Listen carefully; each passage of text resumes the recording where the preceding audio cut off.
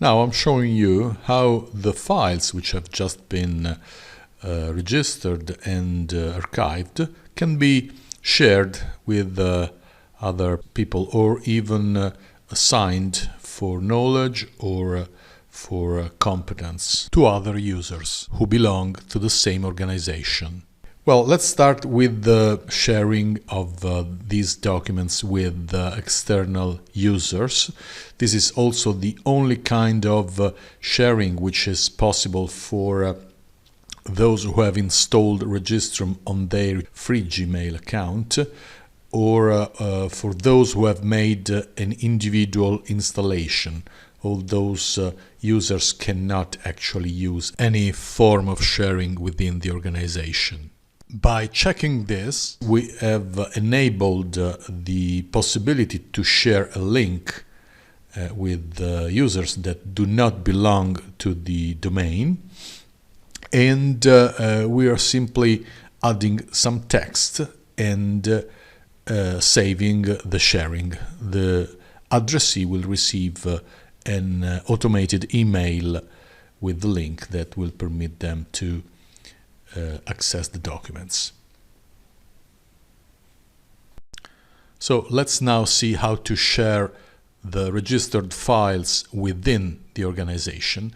First of all, we can share them just for knowledge, and we can choose to make them accessible by all the users that belong to the organization. In this case, we just select all users in this drop-down menu. But if we want to share those files with just specific users within the organization, we will choose members in list, and then we will add their names in the specific field. In this case, we have added an entire group, the group accounting. In this case, all the people, all the users that belong to this group will receive the communication concerning the sharing of those files. Let's now see the second type of sharing which is possible within the organization. It's actually a kind of assignment, because it really contains the assignment of tasks related to the shared documents. Here we are adding an entire group as well, customer care, and also a single user. Now we add the task description, which is made of a due date and of some text describing the task that is going to be assigned.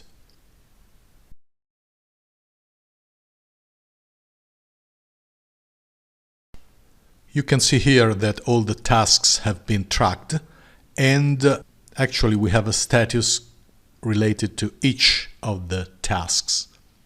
They are both pending right now, and we can create several tasks for several addressees in order to form an entire workflow. And let's now change user. Let's see what happens from the point of view of those who have received the assignment of those tasks. Before doing that, however, let's have a look at the admin panel.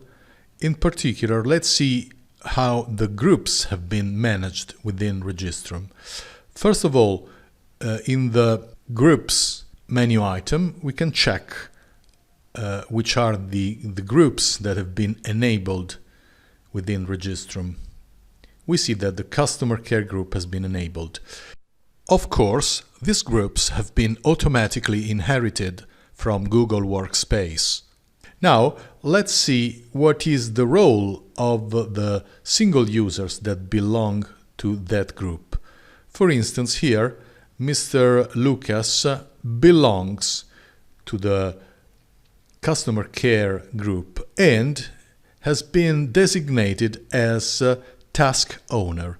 That means that Lucas can take the responsibility, the ownership of the tasks that have been assigned to the entire group. So he will be entitled to accept and take ownership of the tasks on behalf of the entire group.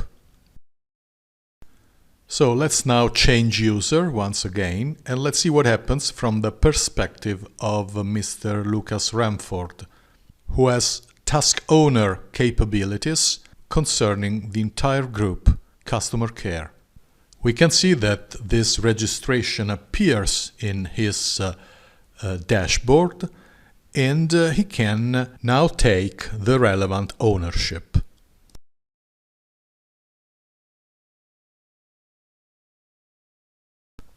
After that, the task changes its status into assigned.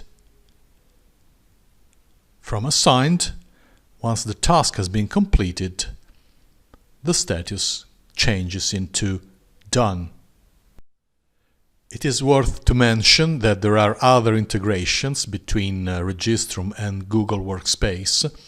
In particular, all the notifications are automatically affected through Gmail.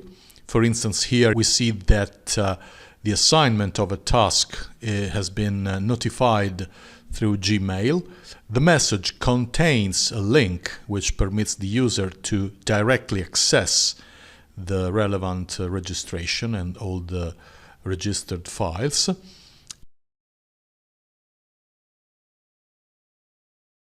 And also, when taking ownership of an assignment, the calendar of the user will show a task. That task will be marked as completed when the user marks as completed the relevant assignment in Regystrum.